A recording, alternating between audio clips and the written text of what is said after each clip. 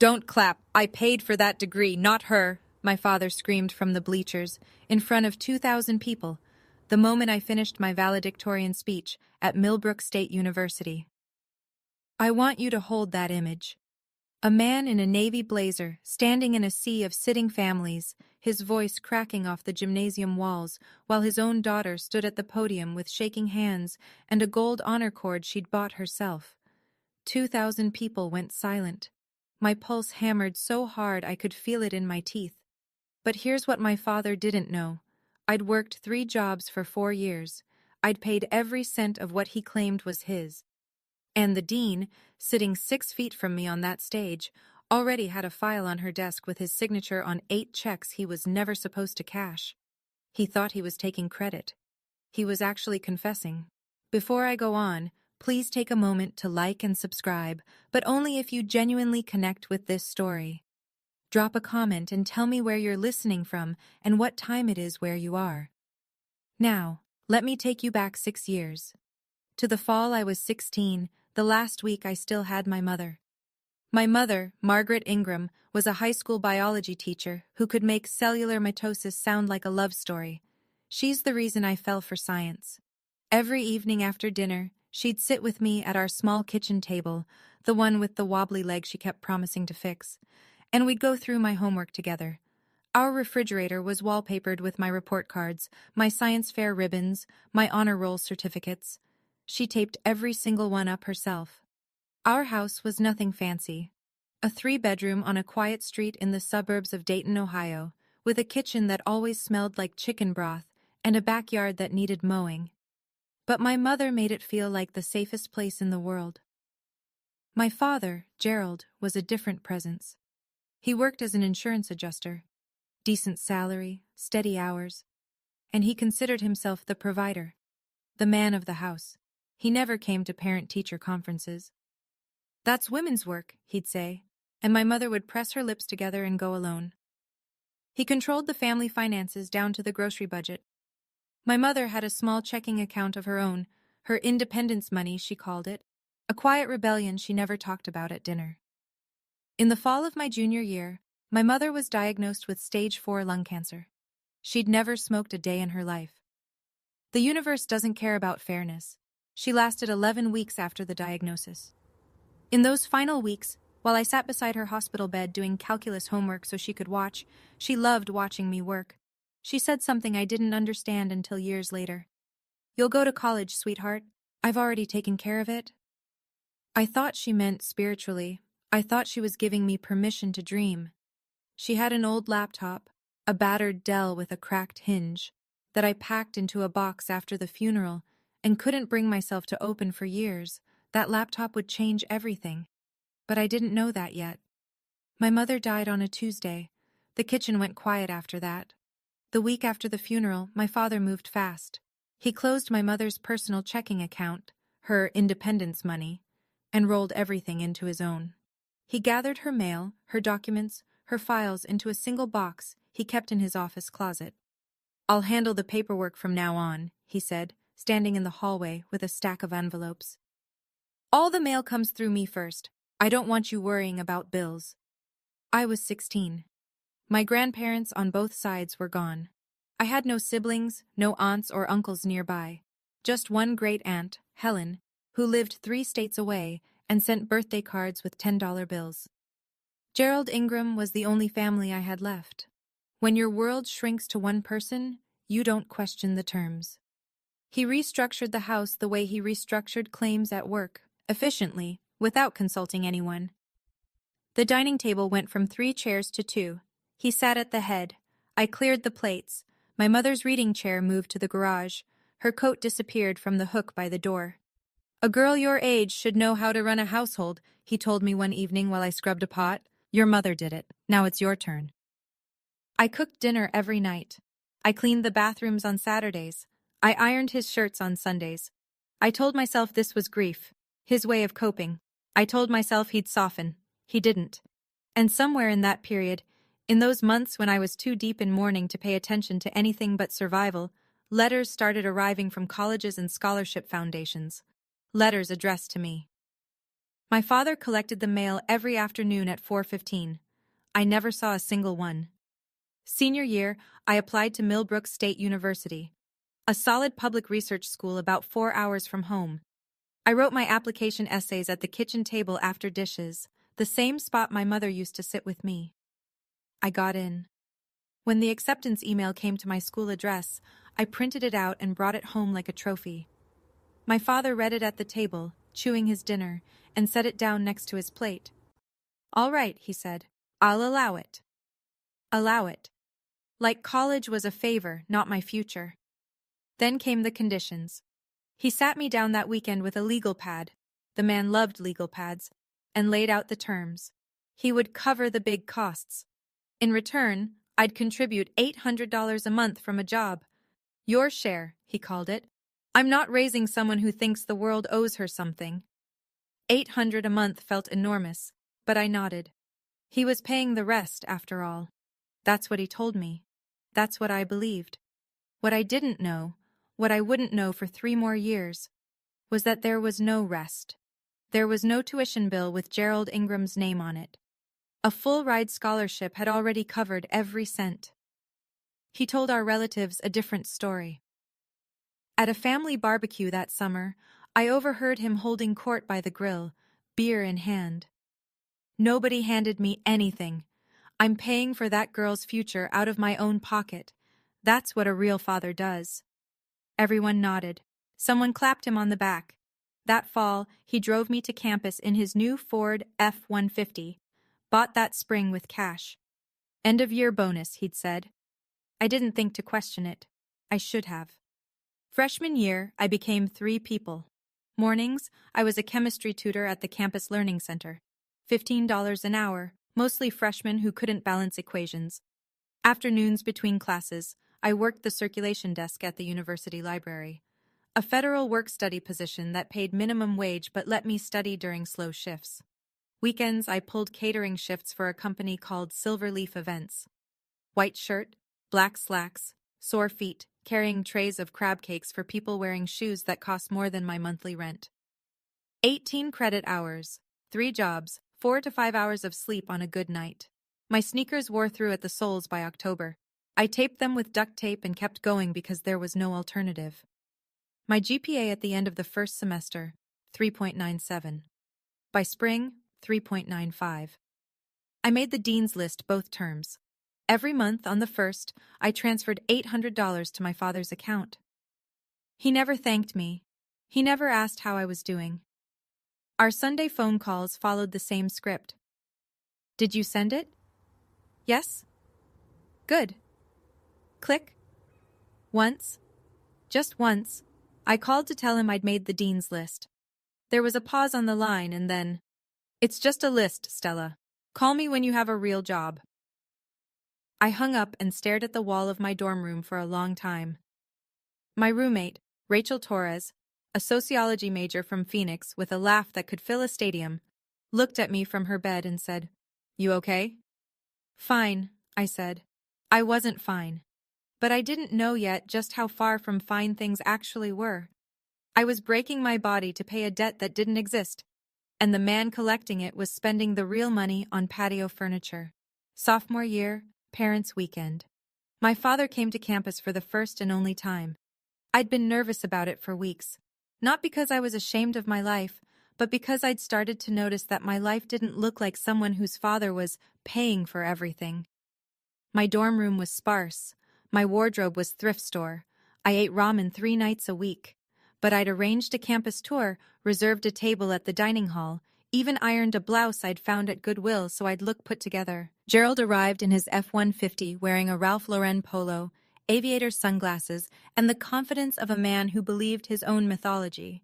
I introduced him to Professor Diana Colton, my academic advisor, a sharp, patient woman in her mid-40s who'd taken an interest in my research. "So you're the one filling her head with lab work," my father said, shaking her hand too firmly. Professor Colton smiled politely. "Stella is one of the strongest students in the department." Gerald laughed, the kind of laugh that isn't really a laugh. "You think a science degree is going to help her? I keep telling her, find a good man, settle down. but she wants to play scientist. He leaned in, like he was sharing a confidence. On my dime. The silence lasted about 2 seconds, but I felt every millisecond. Professor Colton's eyes flickered to me. I looked at the floor. Later, walking me back to my dorm, she asked quietly, "Is your father always like that?" "He's old-fashioned," I said. She nodded, but I could see her thinking. A student working 3 jobs whose father claims he's paying for everything. A father who doesn't want his daughter to use her degree. Something wasn't adding up, and Diana Colton was the kind of woman who noticed when numbers didn't balance. The Sunday calls got worse sophomore year. They followed a pattern so predictable I could have scripted them. He'd open with money. "Did you send it?" Then he'd pivot to guilt. "Your mother's gone, Stella. I'm the only one left. Do you know what I sacrificed to keep you in that school?" And he'd close with control. "You owe me. Don't forget that." Every Sunday. Same rhythm, same words, like a liturgy he'd memorized. Rachel started noticing. She'd be on her bed pretending to read while I sat on mine with the phone pressed to my ear, answering in monosyllables. After I hung up, she'd watch me go into the bathroom and close the door. She never said anything about the fact that I always turned the faucet on. She knew what the sound of running water was covering. One Sunday in November, Gerald asked for more. "Send an extra $200 this month. The furnace needs work." $200 I didn't have. I skipped meals for 2 weeks, told Rachel I was intermittent fasting, and wired it. Meanwhile, Gerald was telling his friends a story about sacrifice. I know this because his buddy Frank Murdoch mentioned it to me at Christmas.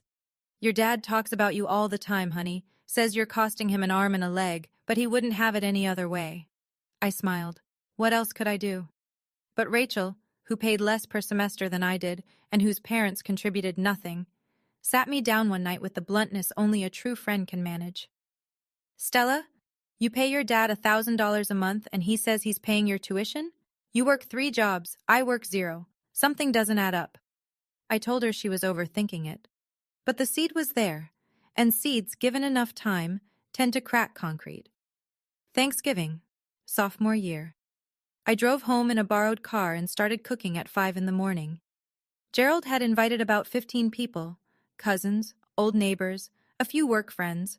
He bought a turkey from Whole Foods and had me plate it on our nicest dish so it looked homemade. "Don't tell anyone I didn't cook it," he said, and I thought, everything about you is performance. By 6 p.m., the house was full. I'd made the sides from scratch: mashed potatoes, green bean casserole, cornbread, 2 pies. My hands smelled like sage and my back ached from standing since dawn. Gerald sat at the head of the table in a pressed button-down, playing patriarch. Before anyone touched their food, he raised his glass. "This year, I'm spending over $30,000 to put Stella through school. Who else can say that? But that's what a father does." Applause. Actual applause. My cousin's husband whistled. I sat with my hands in my lap. An aunt leaned over and asked what I was studying. I began to explain my biochemistry research, an enzyme inhibition project I was genuinely proud of. I got about 2 sentences in before Gerald cut across the table. "Research." He said the word like it tasted bad. "My money, her hobby." Laughter. A few uncomfortable ones, but laughter. I pressed my napkin into my thigh under the table so hard my knuckles went white. Later, while I washed dishes alone in the kitchen, my great-aunt Helen appeared beside me. She dried a plate in silence for a moment, then said, very quietly, "Your mother would be so proud, sweetheart. She tried so hard to make sure you'd be taken care of. You know that, right?" I didn't know what she meant. Not yet.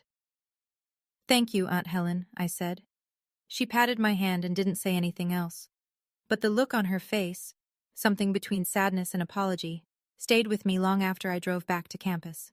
By the end of sophomore year, my GPA was a perfect 4.0. Dean's List for the 4th consecutive semester. Professor Colton nominated me for an undergraduate research position in the molecular biology lab, a spot that usually went to juniors and seniors. I got it. I called Gerald on a Sunday, bracing for the usual script. Instead, he surprised me. "Good," he said. One word. But from him, it felt like a standing ovation. I hung up and caught myself smiling in the mirror. Actually smiling. and hated that one syllable of lukewarm approval from this man could still make me feel like I'd won something. What I didn't know was why he was in a good mood. The Pemberton Scholars Foundation had just deposited the fall semester disbursement, $15,500, into the joint account. My father was having a very good week. That summer, I went home for 2 weeks before picking up extra catering shifts. The first thing I noticed, a new patio set in the backyard. Wrought iron, glass-top table, 6 chairs, the kind of set you see in home magazines. "When did you get this?" I asked. "Treat myself once in a while," he said. "Lord knows I deserve it." I spent that summer eating instant noodles in my dorm and picking up double shifts. Gerald sat on his new patio and drank iced tea. The second thing I noticed, and this one actually hurt, my bedroom was gone. He'd turned it into a den. Flat-screen TV mounted on the wall where my bookshelf used to be, a leather recliner where my bed had been. My things, books, photos, the box of my mother's belongings, were stacked in the garage. "You have a room at school," he said when I stood in the doorway. "You don't need to." I slept on the couch that night, and I didn't come home again for a very long time. Junior year changed everything, and it started with a broken hinge. When Gerald had cleared out my bedroom, he'd moved my mother's old Dell laptop into a box in the garage along with everything else. During my brief summer visit, I'd rescued it, shoved it in my duffel bag without really thinking. It had been sitting in my closet at school for 2 years. I couldn't bring myself to open it. Turning it on felt like hearing her voice, and I wasn't ready. But that October, I needed a backup computer. My own laptop had crashed during midterms, and I couldn't afford a replacement. So I carried the Dell to the campus IT help desk and asked if they could get it running. 3 days later, the tech called me. "Got the hard drive recovered. Everything's on there." I took it back to my dorm room, waited until Rachel left for class, sat on my bed with the laptop open on my knees and my mother's desktop staring back at me.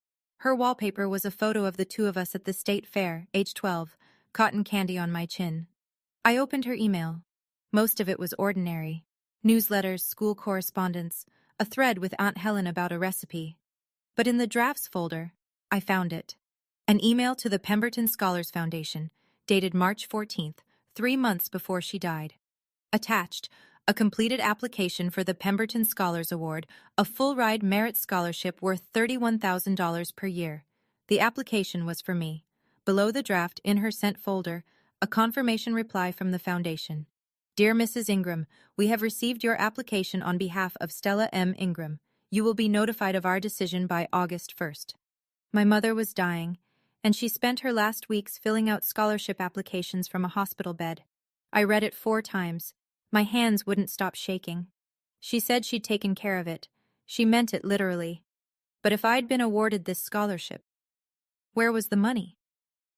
The next morning, I walked into the financial aid office at 8 a.m. sharp and sat across from a counselor named Linda.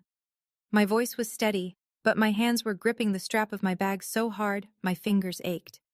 "I have a question," I said. "Has any scholarship ever been awarded in my name?"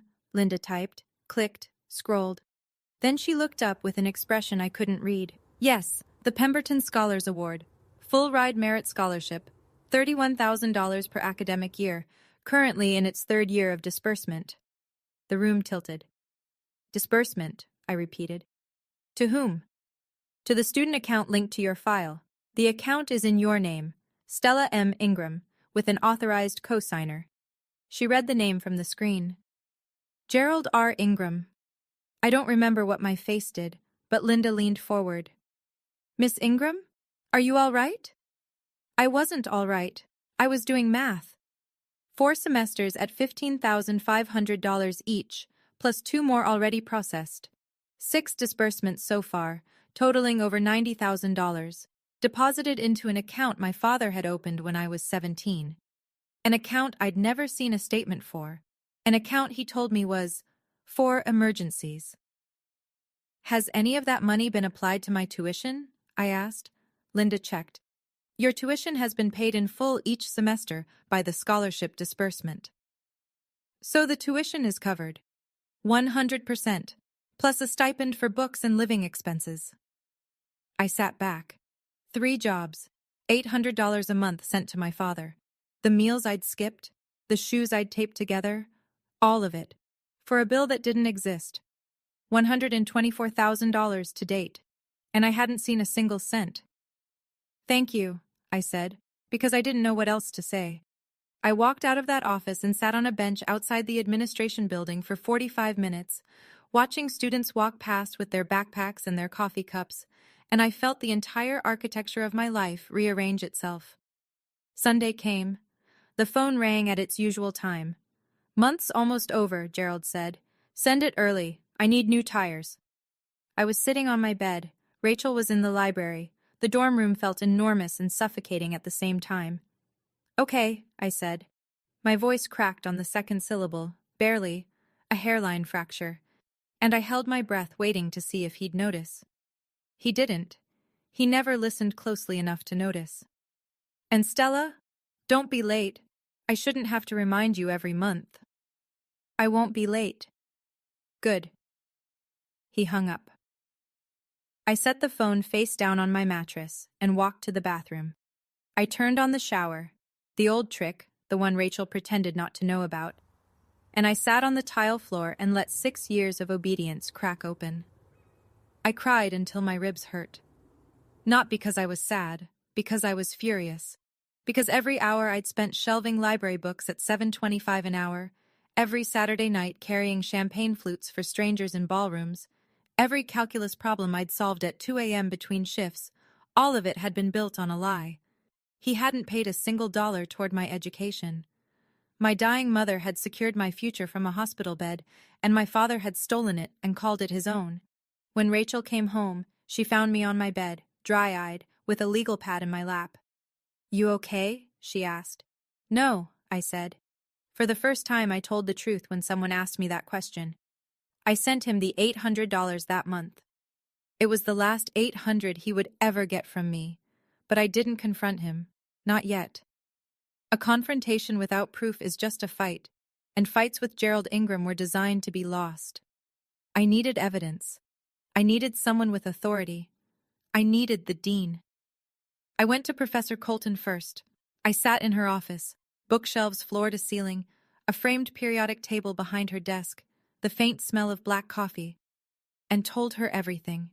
The scholarship, the joint account, the $800 a month, the 3 jobs, all of it. She listened without interrupting. When I finished, she took off her glasses, set them on a stack of papers, and said, "I've been wondering about this since Parents' Weekend." "You have?" "A student working 3 jobs whose father claims he's paying full tuition. I ran the numbers in my head after I met him. They didn't fit." She put her glasses back on. "Stella, what you're describing is scholarship fraud. This isn't a family disagreement. You need to talk to the dean." 2 days later, I was sitting across from Dean Patricia Hartwell in her office on the 4th floor of the administration building. She was a tall woman in her late 50s with silver-streaked hair and the kind of calm authority that made you feel like the building itself was listening. I told her what I'd found. She asked the financial aid office to pull Gerald's full disbursement history. Within a week, they had it. 8 checks, 1 per semester, each signed by Gerald R. Ingram, each deposited into the joint account. Not a single dollar had been redirected to me or applied beyond the automatic tuition payment. The stipend for books and living expenses, thousands of dollars per semester meant to support me, went straight into his pocket. Dean Hartwell closed the folder and looked at me. "Miss Ingram, I want you to understand, what you're describing isn't a family disagreement. It's theft." She told me the university would open a formal internal investigation. She told me to keep everything confidential. "If your father learns he's under review, he may destroy evidence or move funds. We need to be thorough." I nodded. I could be thorough. I'd been surviving on thoroughness for years. The last year of college was the hardest thing I've ever done, not academically, but emotionally. I knew the truth now. Every Sunday phone call, every guilt trip, every "you owe me" landed differently when you knew the man saying it had stolen $124,000 from his dead wife's last wish. But I had to play the part. Dean Hartwell's instructions were clear. Act normal. Don't tip him off. So I sent the money. I answered the calls. I said, "Yes, Dad," when every cell in my body wanted to scream the truth across the phone line. Gerald, meanwhile, was tightening the screws. He started demanding I come home once a month. To check in, he said, which meant to check up. He still had access to my original bank account, and he'd review my transactions like an auditor. "What's this $40 at Target? What do you need books for? Doesn't the school have a library?" He also started planning my post-graduation life, without asking me. "You'll move back home after you finish," he said during one of his Sunday calls. "Get a job nearby. Secretary, receptionist, something sensible. I didn't pay for you to run off and play scientist in some other city." He actually emailed me a list. Receptionist, dental hygienist, administrative assistant, insurance clerk. Not a single research position. Not one. Behind the scenes, I made my own moves. I opened a new bank account at a different institution, one Gerald didn't know about. I started routing my paychecks there. I contacted the university's legal services office and began the process of removing Gerald as authorized signer on my student account. One afternoon, Gerald called the financial aid office directly, asking about my daughter's tuition status. The staff, briefed by Dean Hartwell, gave him a vague, cheerful runaround. He hung up satisfied. He had no idea the walls were closing in.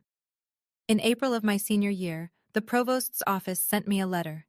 I'd been named class valedictorian, highest GPA in the graduating class, 4.0 cumulative summa cum laude with departmental honors in biochemistry. I held that letter in my hands and felt two things collide. Pride so fierce it burned, and terror so deep it made my knees soft. Because being valedictorian meant giving a speech, in front of everyone, in front of him. Gerald's reaction was immediate and predictable. He called within hours of hearing, I still don't know who told him, and his voice had the oily warmth he only used when he wanted something. "You're giving a speech? Good. You'll thank me, in front of the whole crowd. Make sure you say my name clearly. Gerald Ingram. I want everyone to hear who made this possible." "Of course, Dad." That night, I sat at my desk and wrote 2 speeches. The first was the fake, a polished, grateful ode to fatherly sacrifice, full of phrases like, "I couldn't have done this without my father's unwavering support." I emailed it to Gerald. He read it, approved it, and replied with a single line, "Finally, about time you showed some respect." The second was real. I'm not going to tell you what was in it yet, but I will tell you this. It didn't contain my father's name. Not once. I printed both versions. The fake went into an envelope labeled, "Speech, Approved." The real one went into the inside pocket of my graduation gown, folded twice, pressed flat against my heart. Every night for the next 3 weeks, I practiced in front of the bathroom mirror while Rachel sat on the closed toilet lid and listened. Most nights, she cried, "I didn't. I'd used up my tears in the shower a long time ago." The graduation gown hung on the back of my door. I looked at it every night before I turned off the light. That black fabric, that gold honor cord. And I thought, this is mine. All of it. Every thread. 3 weeks before commencement, Dean Hartwell called me to her office. The folder on her desk was thick, maybe 40 pages. She opened it and turned it so I could see. 8 disbursement records, each with Gerald's signature. Bank routing confirmations. A spreadsheet showing every deposit, every date, every amount. $124,000 across 4 years, methodically collected by a man who told everyone, including his own daughter, that he was the one making sacrifices. "The investigation is complete," Dean Hartwell said. "Every disbursement from the Pemberton Scholars Award was deposited into a joint account opened by your father when you were 17. He signed for each check as the authorized co-signer. No funds beyond automatic tuition payment were ever transferred to you." She paused, letting that land. "Additionally, your employment records confirm that you earned approximately $38,000 across 3 jobs over 4 years and sent a significant portion of that to your father as what you believe to be your tuition contribution. $38,000, earned at $15 an hour, at minimum wage, at weekend catering rates, every cent of it sent to a man who was already sitting on a full-ride scholarship. The university has referred this matter to the county district attorney's office, Dean Hartwell continued. Formal action will begin after commencement. We didn't want anything to interfere with your graduation day. Campus security will also be briefed about your father, in case he causes a disruption. Then she pulled something from the bottom of the folder. A single sheet, a printout of a letter the Pemberton Foundation had included with the original award notification. A handwritten letter from my mother, submitted with the application. I recognized her handwriting before I read a word. Dean Hartwell slid it across the desk. Your mother wrote this from her hospital bed. I thought you should have it. I read it. I won't share every word. Some things belong only to the people they were written for. But she wrote that she didn't know if she'd live to see me graduate, and she wanted to make sure I'd have the chance she never had. She wrote that I was the bravest person she'd ever known. My mother wrote that letter while dying. My father cashed the check it earned. I folded it carefully, put it in my bag, and said, Thank you, Dean Hartwell. You've earned more than a thank you, Stella. You've earned that stage. The final week was methodical. I treated it like a lab protocol. Steps in order, nothing skipped, no room for emotion to derail the process. Step 1. I practiced the real speech every night. Standing in front of the bathroom mirror, hands flat on the sink, speaking to my own reflection until the words stopped feeling dangerous and started feeling true. Rachel sat cross-legged on the bath mat each time, nodding, occasionally wiping her eyes. You sure about this? She asked on Tuesday night. No, I said. But I'm done being sure about staying quiet.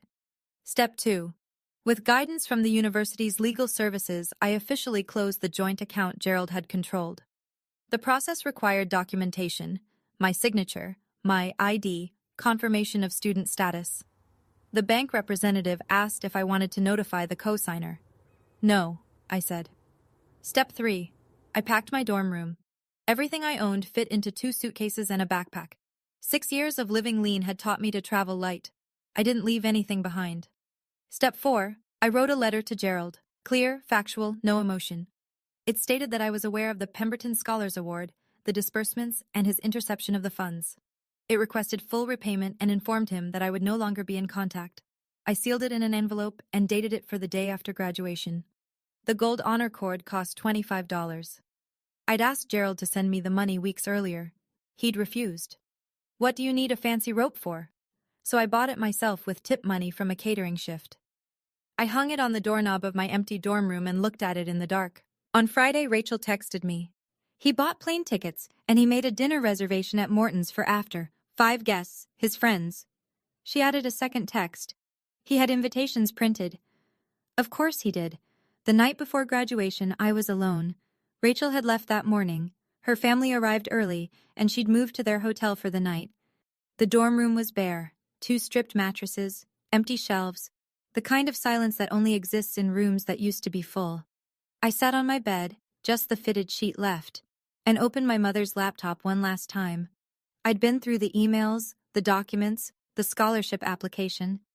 But that night I found something I'd missed. A photo, buried in a folder labeled Stella. A selfie my mother had taken of the 2 of us when I was 15. We were in the kitchen. Flour on the counter, a lopsided cake between us, both of us grinning like the world was small and safe. She was already thinner than she should have been. I didn't notice at the time. I touched the screen like I could reach through it. I'm graduating tomorrow, Mom, I said to the empty room. I earned it. Like you wanted. At 9 p.m., my phone rang. Gerald. Remember, he said. Read the speech I approved. Wear something nice. My friends will be there. And Stella, his voice dropped into that register he used when he wanted to sound generous. This is a big day for both of us.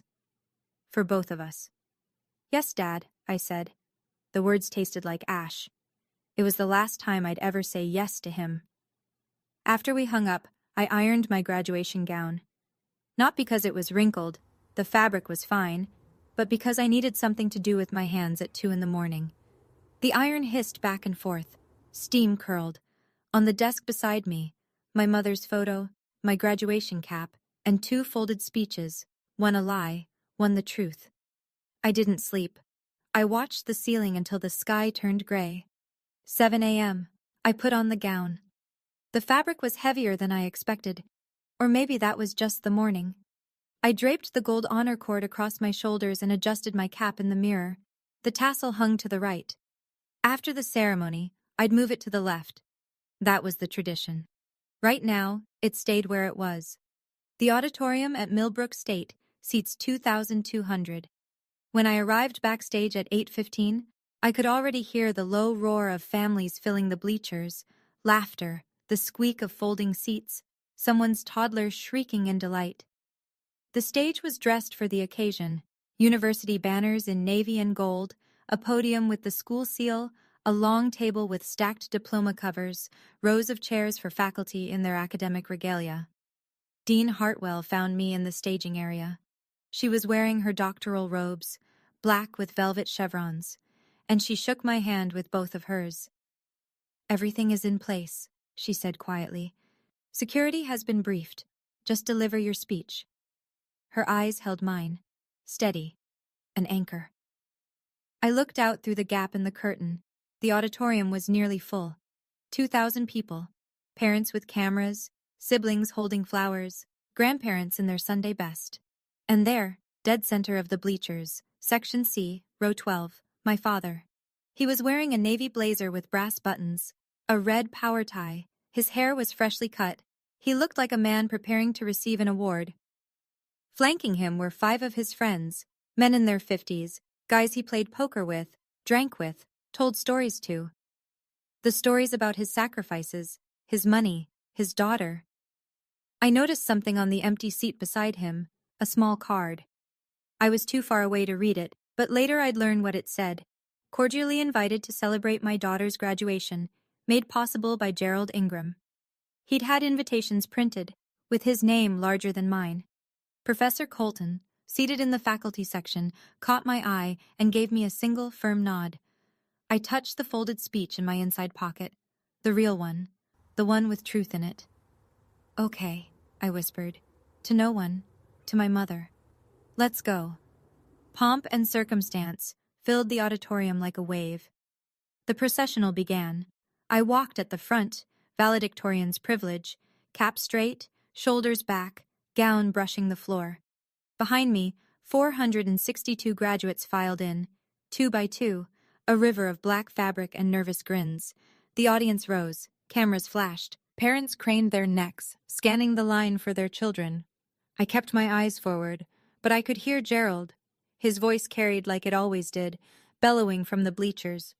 "That's my daughter, right there, at the front." A few people around him smiled politely. His friends clapped. I climbed the stage steps and took my seat, the designated chair to the right of the podium, separated from the faculty row by a small table with a water pitcher and a glass. The stage felt enormous. Below me, 2,000 faces. Behind me, a banner. Millbrook State University, Commencement Ceremony, Class of 2025.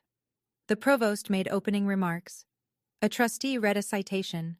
The university choir sang. I heard none of it. My pulse was a drumline. The folded speech in my pocket felt like it weighed 10 pounds. Then the MC, the associate dean, stepped to the podium. "It is my honor to introduce this year's valedictorian." Stella Ingram maintained a perfect 4.0 GPA over 4 years while working 3 concurrent jobs. She is graduating summa cum laude with departmental honors in biochemistry and has been awarded the university's highest academic distinction. Ladies and gentlemen, Stella Ingram. Working 3 concurrent jobs. I saw Gerald shift in his seat when the MC said it. His jaw tightened. That detail wasn't in the script he'd imagined. The one where his money made all of this possible and his daughter was simply talented enough to ride his generosity. I stood. I walked to the podium. I placed both palms flat on the wood. 2,000 people. Absolute quiet. I opened my mouth. 4 years ago, I said. I walked onto this campus with 2 suitcases, a used laptop, and 3 job applications already filled out. A few people chuckled. I wasn't joking, but it sounded like a humble beginning, the kind of opening audiences expect from valedictorians. It wasn't. It was the first line of the truth. I came here because of a woman who believed that education was the one thing no one could take from you. My mother, Margaret Ingram, was a high school biology teacher. She taught me that every equation has a solution, that every question deserves an honest answer, and that the hardest part of any experiment isn't the hypothesis. It's having the courage to look at the data. I paused. In the bleachers, a few parents were already dabbing their eyes. My mother's story wasn't complicated, a teacher who died too young, but it was real, and real things land differently than performance. She couldn't be here today, but everything I am started with her. I didn't look at Gerald when I said it. I didn't need to. I could feel him. I talked about the jobs, tutoring, the library, the catering shifts. I learned biochemistry in lecture halls, and I learned endurance in banquet kitchens. I served hors d'oeuvres at events where the napkins cost more than my weekly groceries. Every credit hour I earned twice. Once in the classroom, once on the clock. The audience was still, not uncomfortable, captivated. But in Section C, row 12, something was changing. Gerald Ingram had come to this ceremony to hear his name, to hear his daughter thank him publicly on a microphone in front of his friends and 2,000 witnesses. He was waiting for the line he'd approved. I couldn't have done this without my father's unwavering support. It never came. I watched, from the corner of my eye as his posture stiffened. His hands gripped his knees, his smile curdled. The friends beside him exchanged glances. Something was about to break. It happened between sentences. I had just finished saying, "Every dollar I spent on this education, I earned myself," when a sound cut through the auditorium like a gunshot. A chair, metal, folding, slammed upright against the bleacher behind it. And then a voice I'd been obedient to for 22 years roared across 2,000 people. "Don't clap! I paid for that degree, not her!" Gerald was standing, blazer unbuttoned, face crimson, veins visible in his neck even from the stage. He jabbed a finger toward me like he was scolding a child in a grocery store. Except the grocery store had 2,000 witnesses and a sound system. "She wouldn't have lasted one semester without my money," he shouted. "Everything she has, I gave her. That gown, that cord, that podium, I paid for all of it." The auditorium went silent so fast, it felt like the air had been sucked out. Someone dropped a program. A baby started crying 3 sections over. 2,000 heads turned toward Section C, row 12, toward a man in a navy blazer who had just detonated his own reputation and didn't know it yet. His 5 friends sat frozen. One of them, I'd learn later it was Frank Murdoch, slowly covered his face with his hand. I stood at the podium. The microphone was still on. I could hear my own breathing through the speakers, amplified, and I knew the audience could hear it too. My hands were trembling. I gripped the edges of the podium to stop them. My heart was slamming so hard I thought I might pass out. But I didn't cry. I looked down at the wood grain beneath my fingers. I looked at Dean Hartwell, seated to my left on the stage. She met my eyes and gave one nod, small, nearly imperceptible, but I saw it. I felt it. And I smiled. Not a wide smile, not a victorious one, the quiet kind. The kind that comes after you've been waiting for something to finally be over so the truth can start. I stepped back to the microphone. 7 words. I'd rehearsed them in the bathroom mirror for 3 weeks. I'd said them so many times they'd lost their shape and become pure sound, and then I'd said them more until they became something harder. Not just words, but a line drawn in the ground. I leaned into the microphone. My voice didn't shake. I paid for every cent myself. Silence. 3 full seconds of it. The kind of silence where you can hear the ventilation system humming. Then a murmur. Low at first, rippling through the audience like a stone dropped in water. Heads turning, eyebrows rising. People leaning toward each other. What did she say? Did you hear that? I kept going, steady, like reading data aloud in a lab. 3 jobs, 4 years, every tuition payment, every textbook, every meal. The financial records are on file with the dean's office. I turned slightly, not fully toward Gerald, but enough. And the Pemberton Scholars Award, the full-ride merit scholarship my mother applied for before she died, the one that covered my entire education? My voice stayed level. Those funds were intercepted and cashed by someone else. The disbursement records, with signatures, are also on file. I didn't say his name. I didn't need to. Every person in that auditorium knew who I was looking at. Gerald stood in the bleachers, mouth open, no sound coming out. The crimson drained from his face and left it gray. He looked like a man who had just heard a door lock behind him. The murmurs became a wave. I could hear fragments. Did she say stolen? The scholarship? Oh my God! In the far corner of the bleachers, my great-aunt Helen pressed both hands over her mouth and began to cry. Professor Colton, in the faculty section, didn't move. She just closed her eyes for a long moment, the way you do when something you suspected turns out to be true, and the confirmation hurts anyway. I stepped back from the microphone. You didn't pay for my degree, Dad. Quiet, clear, final. You stole from it. Dean Hartwell stood. She didn't rush. She didn't make a spectacle of it. She rose from her chair with the unhurried gravity of someone who had prepared for this moment and placed herself at the second microphone on the stage, the one reserved for administrative remarks. If I may, she said.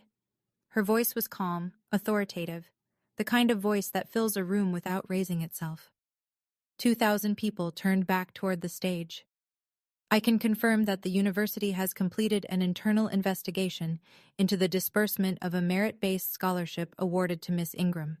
The Pemberton Scholars Award, a full-ride scholarship valued at $124,000, was applied to Miss Ingram's tuition account each semester as intended. However, the accompanying stipend funds were deposited into a joint account with an authorized cosigner who was not the student. She paused. That matter has been referred to the appropriate authorities. She didn't say Gerald's name. She didn't need to. The entire auditorium knew who was standing in Section C, Row 12, because every head had already turned. 2 campus security officers. I noticed them only now, though they must have been positioned near the aisle before the ceremony began, were already moving. They walked calmly up the bleacher steps toward Gerald, one on each side. Sir, the first officer said, loud enough for the nearby rows to hear, please come with us. Gerald's face cycled through 3 expressions in 2 seconds. Confusion, then rage, then something I'd never seen on him before, fear. This is my daughter's graduation, he sputtered. You can't. I have a right to be here. Sir, you're being asked to leave the venue. They flanked him, polite but immovable. Gerald looked around for his friends, the 5 men he'd invited to witness his triumph. Not one of them stood. Not one of them looked at him. Frank Murdoch sat with his elbows on his knees, staring at the floor. Gerald was escorted down the bleacher steps, past rows of silent families, past mothers clutching their programs, past fathers who held their children a little tighter as he passed. The metal doors at the back of the auditorium opened and then closed, and the sound echoed through the silence like a period at the end of a sentence. On the empty seat in Section C, Row 12, a small printed card lay face up, made possible by Gerald Ingram. No one picked it up. The auditorium was still.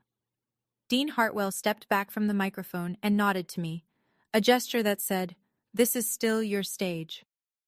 I returned to the podium. My hands were no longer shaking. Something had released in my chest, a knot I'd been carrying so long I'd forgotten it was there. I'd like to finish, I said. 2,000 people gave me their silence. It felt different from the silence before, warmer, like the room was holding its breath not from shock, but from care. I reached into the inside pocket of my graduation gown and pulled out a single sheet of paper, the printout of my mother's letter to the Pemberton Foundation. I'd carried it against my heart through the processional, through the speech, through everything. When my mother applied for the scholarship that paid for my education, she was in the hospital. She had stage 4 lung cancer. She had weeks left. My voice caught, just barely, and I let it. She wrote a letter to the selection committee. I'd like to share part of it. I looked down at her handwriting, photocopied but still unmistakably hers, the slight forward lean of her cursive, the way she crossed her T's with long, confident strokes. She wrote, I don't know if I'll be alive when my daughter starts college, but I know she'll get there. I'm asking you to make sure she has the chance I won't be there to give her. Something broke open in that auditorium. I could hear it, a wave of emotion that moved through 2,000 people at once. Faculty members removed their glasses. Strangers reached for each other's hands. In the front row, a woman I'd never met was openly weeping. Professor Colton pressed a tissue to her eyes. Aunt Helen, in the back, was sobbing. Decades of guilt and suspicion finally given a name. I folded the letter. She couldn't walk me to campus, I said. So she paved the road instead. The standing ovation began in the faculty section and rolled outward like a tide. 2,000 people rose. The sound was enormous. Not just applause, but something louder than applause. Recognition. Witness. I stood at the podium and let it wash over me. And for the first time in 6 years, I didn't feel like I was carrying anything alone. After the ceremony, after the diplomas were conferred, the tassels moved, the caps thrown, I walked into the reception area with my gown unzipped and my honor cord still around my neck. Classmates hugged me. Strangers shook my hand. A woman with tears still on her face said, "Your mother raised a warrior." And I held it together just barely. Then a man I didn't immediately recognize appeared at my elbow. He was in his late 50s, heavy-set, with thinning gray hair and the ruddy complexion of someone who spent weekends on a boat. He was wearing a sport coat that didn't quite fit, the sleeves too short, the buttons straining. One of Gerald's 5 guests. "Miss Ingram? I'm Frank Murdoch. I was a friend of your father's." "I know who you are, Mr. Murdoch." He couldn't look me in the eye. His gaze kept drifting to the floor, to the wall, anywhere. "I want you to know, I've had doubts for a while.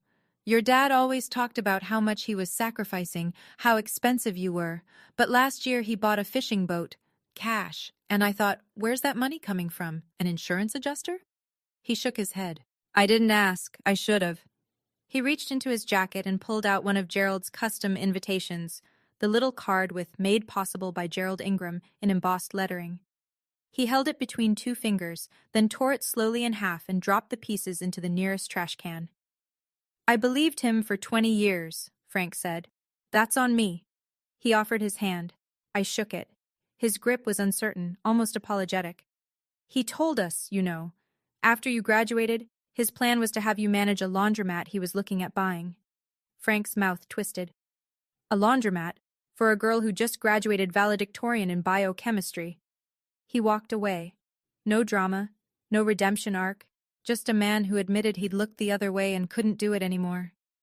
I watched him cross the parking lot alone.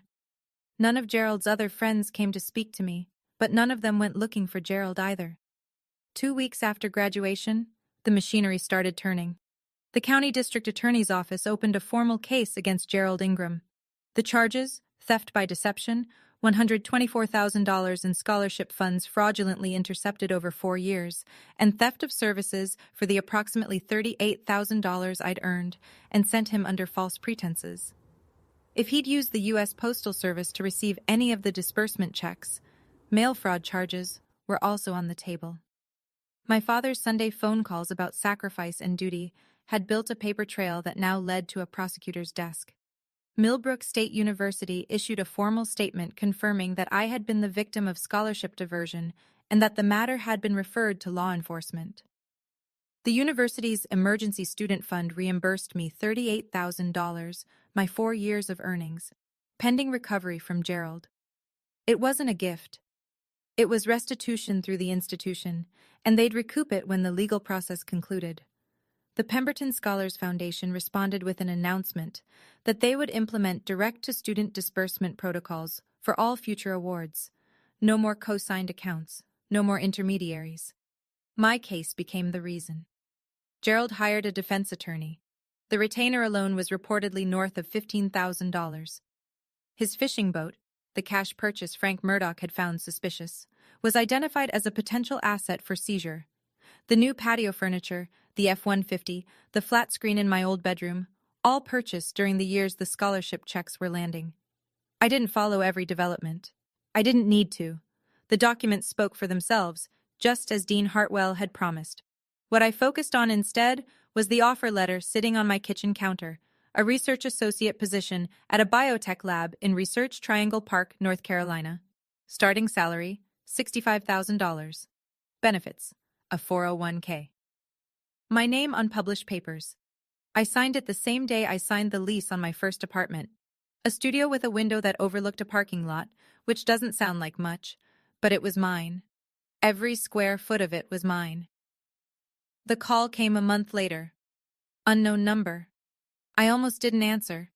But something in me, the part that was still, after everything, a daughter, picked up. You destroyed me. Gerald's voice was flat, stripped of the bluster I'd grown up under. No warmth, no charm, no performance. Just a man talking from whatever room he was sitting in, alone. In front of everyone. In front of my friends. You humiliated me, Stella. I am your father. I was standing in my studio apartment. The evening light came through the window and fell across the kitchen counter where my offer letter sat, already signed. My mother's photo, the selfie from the kitchen, the one with flour and cake, was taped to the wall above my desk. You are my father, I said. That's exactly why this hurts. Everything I did was for you. You stole $124,000 from a scholarship Mom applied for while she was dying. You took $38,000 I earned working 3 jobs. You told me I owed you. You told everyone you sacrificed for me. None of it was true. I raised you. You didn't pay for my education. The records prove it. And I'm done arguing about facts. There was a silence on the line. Not the comfortable kind. Not the kind that means understanding. The kind that means a wall has been hit. You'll regret this, he said. You'll come back. No, I said. I won't. I ended the call. Set the phone on the counter, stared at it for a long time. This small rectangle that had carried 6 years of guilt trips and Sunday interrogations and demands. This tiny machine through which a man had controlled his daughter from 4 hours away. Then I blocked the number. I didn't cry. I'd done my crying. What I felt was something quieter and larger, like stepping out of a building you'd been locked inside for so long you forgot there was weather. I looked at my mother's photo on the wall. I'm okay, Mom, I said. The apartment was quiet, the kind of quiet I got to choose. 6 months later, I am someone I recognize. I work at the biotech lab. I wear a white coat with my name embroidered on the pocket, Stella Ingram, Research Associate, Department of Molecular Biology. And every morning when I clip my ID badge to my lanyard, I think about a girl taping her sneakers together with duct tape so she could carry champagne flutes across a ballroom. That girl got me here. I owe her everything. My apartment has furniture now. Not much, but mine. A desk from a secondhand store. A bookshelf I assembled myself. A small, succulent Rachel brought when she visited last month. Still somehow alive despite my best efforts. She walked in, looked around at my 380 square feet, and said, "It's perfect." She meant it. I could tell because she wasn't crying. I started therapy. I resisted at first. I told myself I was fine. I'd handled it. It was over. But my therapist, Dr. Nolan, said something in our first session that I keep coming back to. Survival isn't the same as processing. You survived it. Now we need to let your nervous system know it's over. She's right. 6 years of hypervigilance doesn't just evaporate because you move to a new city. Aunt Helen calls every Sunday now. She apologized for not speaking up sooner. She'd suspected something for years but couldn't prove it and didn't want to overstep. I told her I understood. I did. Silence in the face of power is a survival strategy I know intimately. As for Gerald, last I heard, he was negotiating a plea deal with the DA. Probation, mandatory restitution, community service. His attorney was arguing that a prison sentence would make repayment impossible. I don't know the outcome. I don't check. That chapter closed the moment I stepped off that stage. I don't owe it any more of my attention. So, that's the story. If you've made it this far, I want to sit with you for 1 more minute. Not to lecture, not to give advice, just to tell you a few things I learned. The kind of things you can only learn by living through something you didn't choose. I used to believe that silence was loyalty, that enduring mistreatment from someone who was supposed to love you was the same as honoring them. It isn't. Silence in the face of injustice isn't respect. It's a prison you build around yourself, one yes, dad, at a time. The day I stopped saying yes was the day I started breathing. I also learned this. Keep your records, keep your emails, keep your pay stubs. Keep every piece of paper that tells the truth about your life, because there will come a day when someone tries to rewrite your story, and you'll need the receipts. Documents don't lie, people do. Let the paperwork speak. And maybe most importantly, setting a boundary with someone you love is not an act of war. It's an act of survival. I didn't cut my father out of my life because I hated him. I did it because I finally loved myself enough to stop letting him take what wasn't his. If you're in a situation like mine, if someone is using guilt or obligation or family as a tool to control you, know this: you are not alone. And you don't owe anyone your silence. Thank you for staying until the end. If this story touched something in you, hit that like button. Not for me, but so the algorithm carries it to someone who needs to hear it tonight. Subscribe and tap the bell if you want more stories like this one. And check the description. There's another one waiting for you that I think you'll understand. My name is Stella Ingram. I graduated from Millbrook State University, summa cum laude, with a 4.0 GPA, 3 jobs on my resume, and a full-ride scholarship.